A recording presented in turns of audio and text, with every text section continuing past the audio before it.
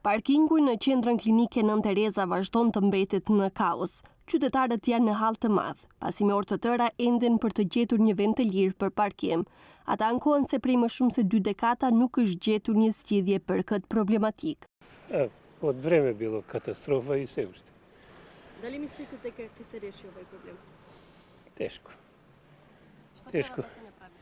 Они зборат више со години катна гаража дека ќе се направи, ама нема ништо се. Për parkingin katastrof, parkingi një saat e kam u mëngjes e kam u, edhe që tash më vesh kam dalën.